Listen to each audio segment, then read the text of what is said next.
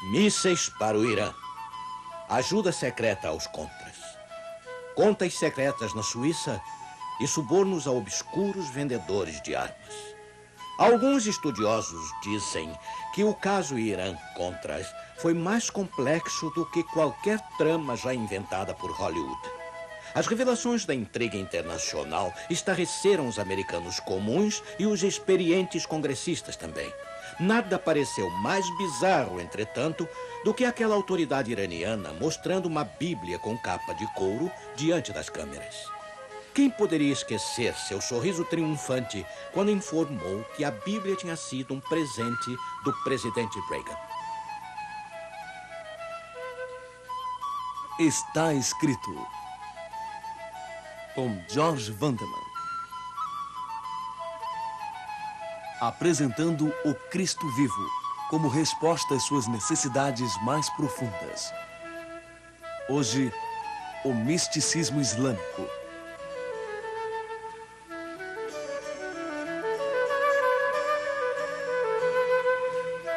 A princípio, a Casa Branca disfarçou a jactância iraniana sobre aquela Bíblia, mas depois o porta-voz do presidente confirmou.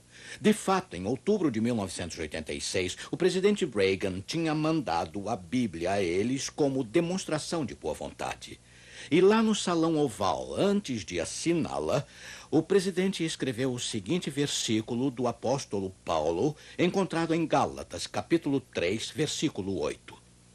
Ora, tendo a Escritura previsto que Deus havia de justificar pela fé os gentios, anunciou primeiro o evangelho a Abraão, dizendo: todas as nações serão benditas em ti. Ora, o que o presidente quis dizer ao citar este versículo? Ele estava lembrando aos iranianos que todos nós, como descendentes de Abraão, somos juntos filhos de Deus. O presidente Reagan queria desesperadamente atingir o coração dos líderes iranianos devido à sua preocupação com nossos reféns.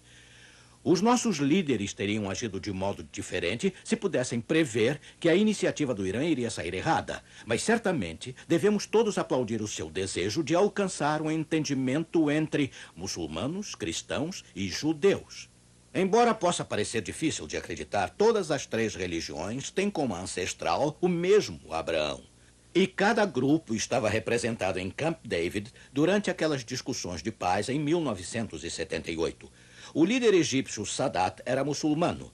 O primeiro-ministro israelense, primeiro-ministro Begin, era judeu, é claro. E o presidente americano Carter representava o cristianismo. De vez em quando, em Camp David, os líderes acabavam falando sobre religião entre eles. O presidente Carter, em seu livro O Sangue de Abraão, lembra que Sadat parecia especialmente ansioso pelo diálogo espiritual.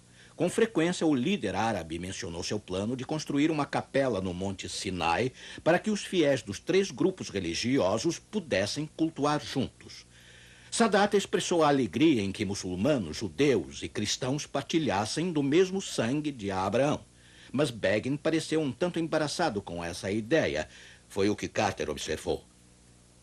Este é o monte do templo na antiga Jerusalém, o local do templo de Salomão, e agora o centro das religiões mais importantes do mundo. Este templo muçulmano é a conhecida Redoma da Rocha. Ora, todas as três religiões reivindicam o mesmo pai em Abraão, e muitas pessoas têm curiosidade sobre o islamismo, a crença dos muçulmanos. Talvez você se surpreenda ao saber que a tolerância religiosa para cristãos e judeus é de fato um dos princípios básicos do islamismo. Maomé, o pioneiro dos muçulmanos, defendia o direito de os cristãos e judeus crerem tranquilamente no que desejassem. É claro, pregar o evangelho em terras islâmicas sempre foi um tremendo desafio. Maomé nasceu no final do século VI na cidade de Meca, um importante centro de comércio da Arábia Ocidental, a qual atualmente chamamos de Arábia Saudita. Aos 20 anos, ele arrumou um emprego com uma viúva rica e em pouco tempo estavam casados. Por volta dos 40 anos, Maomé teve uma visão na qual ele creu que Deus o chamou para apresentar uma mensagem especial ao mundo. Seu movimento religioso foi levado pelas espadas dos árabes por todo o Oriente Médio e para a Europa. De fato, milhares de cristãos se tornaram muçulmanos da noite para o dia. O islamismo se espalhou pelo norte até os Alpes, mantendo-se firme na Suíça até o século X. Na verdade, se os exércitos árabes não tivessem sido derrotados na Batalha de Tours por Charles Martel em 732, toda a Europa provavelmente teria se tornado muçulmana. Não é de admirar que a Igreja, nas trevas da Idade Média, temesse o islamismo quase tanto quanto nós, no século XX, tememos a guerra nuclear. Bem, existem quase 800 milhões de muçulmanos hoje em mais de 70 países, inclusive em todas as nações que cercam Israel. Muitos muçulmanos jamais saem de sua casa sem levar consigo suas escrituras, o Alcorão. Os muçulmanos adoram Alá como o único Deus e veneram Maomé como seu profeta. Eles se inclinam juntos em oração 5 vezes ao dia.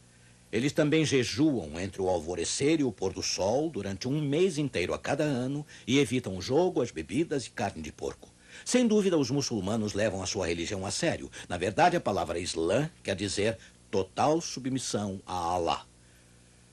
Os muçulmanos veneram Abraão, que eles chamam de Ibrahim, como seu pai fundador, que deu o exemplo de obediência e dedicação irrestrita.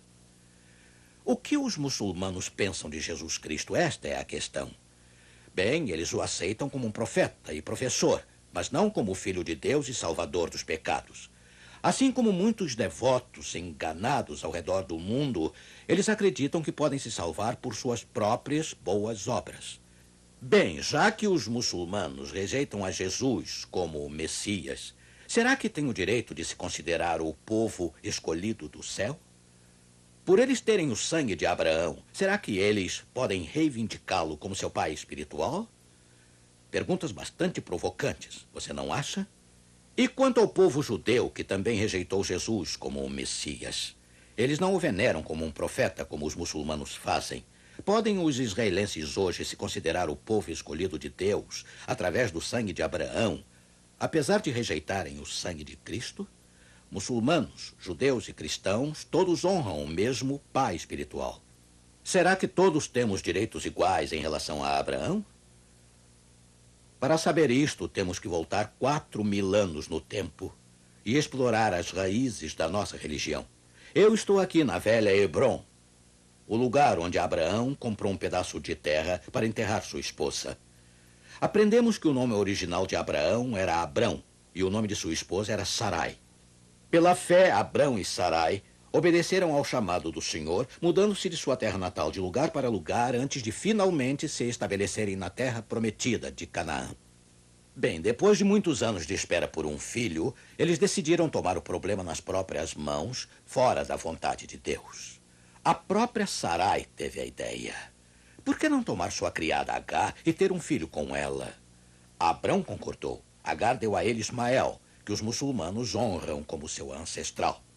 Mas Deus se recusou a reconhecer o filho de Agar como o herdeiro da promessa feita a Abrão através de Sarai. Bem, 13 anos mais passaram após o nascimento de Ismael.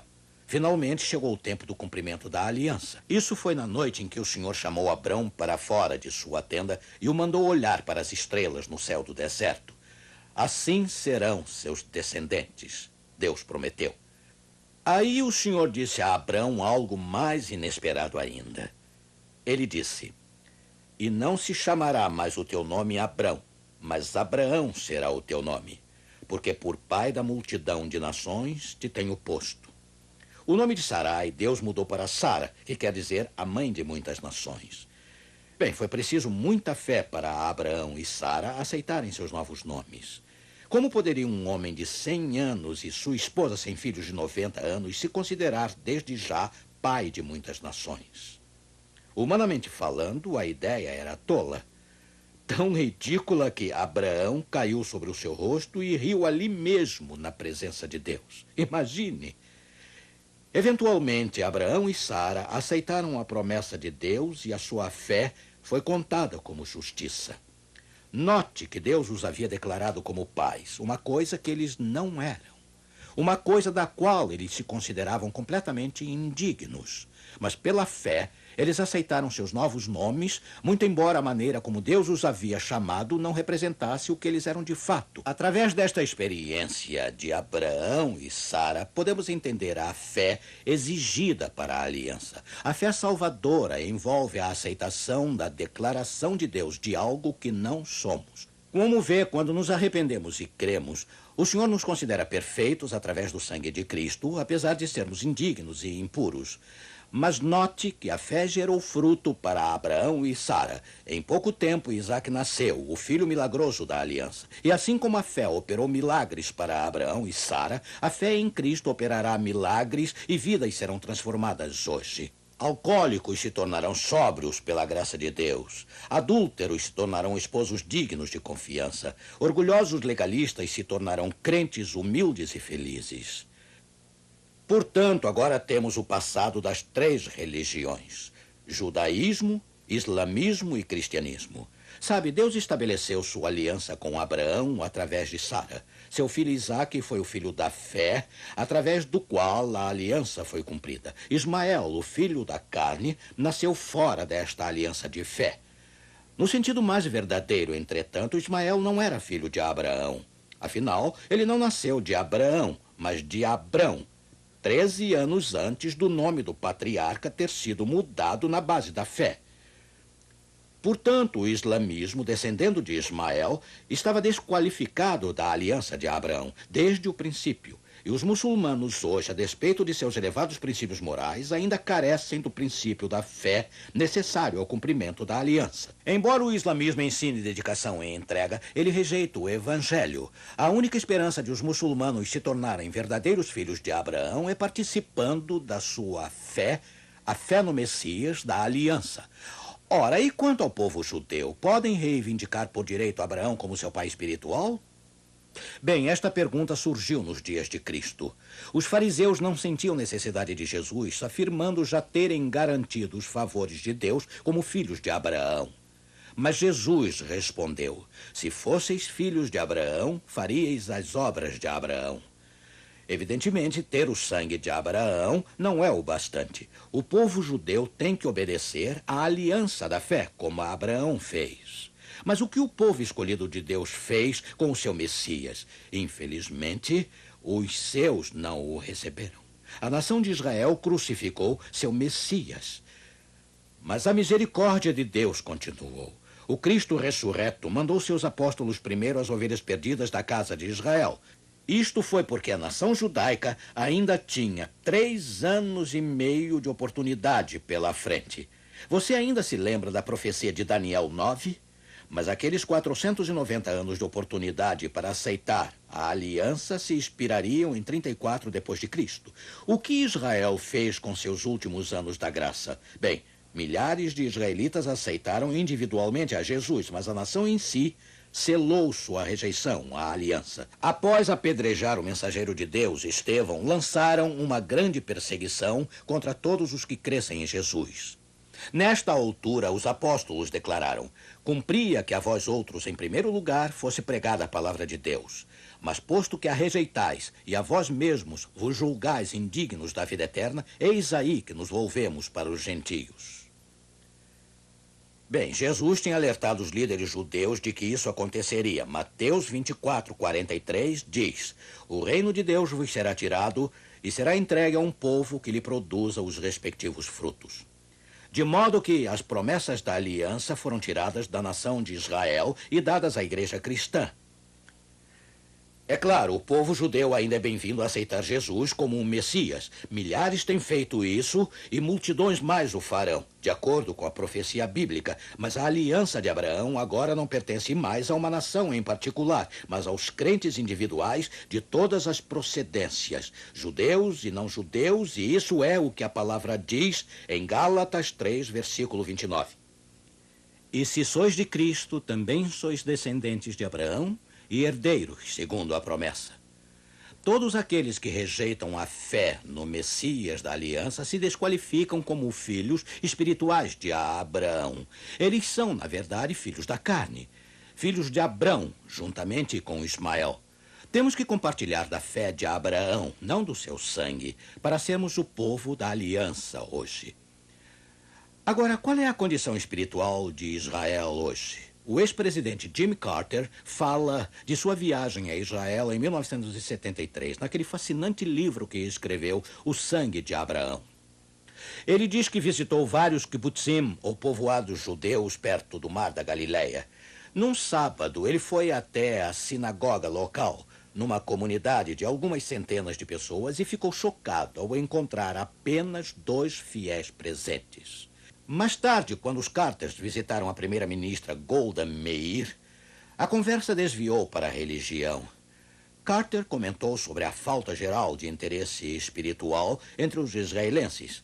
A primeira-ministra concordou com sua observação, mas disse que não estava preocupada por causa dos judeus ortodoxos existentes. Ela acrescentou sorrindo: se o senhor assistir a uma sessão do Knesset, é o parlamento israelense, o senhor os verá em ação e saberá que eles não perderam a fé. Bem, certamente os judeus ortodoxos de Israel hoje não perderam o seu zelo. Mas você chamaria isso de fé? Fé no Messias da aliança? Sabe, se você alugar um carro e for com ele às partes ultra-ortodoxas de Jerusalém no sábado, pode ser perigoso para a sua saúde.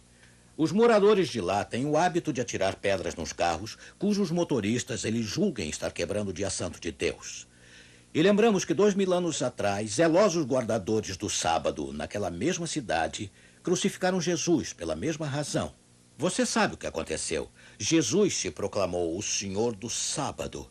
Mateus 12, versículo 8, nos diz isso, mas a tradição religiosa havia colocado tantos fardos de exigências sobre o sábado que Cristo se achava em contínuo conflito sobre o modo como ele honrava o sábado. Esta disputa sobre o sábado terminou finalmente na cruz, quando Israel rejeitou seu Messias. Podemos tirar uma importante lição do erro fatal deles nisto: o zelo religioso não nos qualifica para a salvação. A moralidade sem a fé da aliança resulta em legalismo. Devemos concluir tristemente que pouca coisa mudou em Israel desde aquele dia em que Jesus chorou pela impenitente Jerusalém e pronunciou esta triste frase encontrada em Mateus 23, versículo 38. Eis que a vossa casa vos ficará deserta. Muitos cristãos hoje apontam para a nação de Israel como um milagre divino. Eles pensam que vem a mão de Deus cumprindo sua aliança lá. Mas lembram-se do islamismo, a força religiosa que cresce mais rápido no mundo? Você ousaria dizer que a miraculosa ascensão do islamismo é a prova de uma bênção divina sobre os muçulmanos? Talvez devêssemos dar mais uma olhada na situação em Israel. Não é exatamente uma terra onde mana leite e mel. Paz e prosperidade são estranhas lá. Israel vem lutando com níveis de inflação de várias centenas por cento. E desde seu início em 1948, a nação tem sofrido um quase constante estado de guerra. Sem a ajuda maciça e contínua dos dólares americanos, Israel provavelmente não sobreviveria. Algo está claramente errado. Deus não luta pelos israelenses como ele fazia na época do Velho Testamento. Mais grave, entretanto, do que qualquer outra coisa em Israel é a atitude religiosa. Os convertidos a Cristo são tratados como traidores ou são até perseguidos. O governo desencoraja o evangelismo. Mas, por alguma razão, os cristãos americanos não se preocupam muito com isso. Será que nos tornamos cegos pela política pró-Israel? Segundo o editor de Missões Evangélicas Trimestrais, é perigosamente possível estar tão enamorados pela terra de Israel e estar tão empolgados pela causa de Israel que podemos esquecer a desesperada cegueira espiritual que domina Israel hoje? Sim, quando muitos líderes de igreja americanos viajam para lá, eles mostram pouco interesse pelas condições espirituais de Israel. E eles ignoram ou mesmo evitam o grupinho de crentes que lutam aqui. Por quê? Porque, sem dúvida alguma, coisa está errada com o entendimento popular da profecia bíblica. De algum modo, temos que nos aperceber que a esperança de Israel hoje não é a exploração militar, não é reconstruir seu templo perdido para prepararmos para o duelo no Armagedon. A única esperança deles é o arrependimento, é a fé no Messias. E a mesma salvação em Jesus Cristo está igualmente disponível aos muçulmanos, budistas, comunistas e aos demais. A todos nós, de fato. Oh, diga-me, amigo, você tomou sua decisão pessoal do lado do Senhor Jesus Cristo como seu Salvador para segui-lo como seu Senhor? A paz de Cristo em seu coração mudará a sua vida.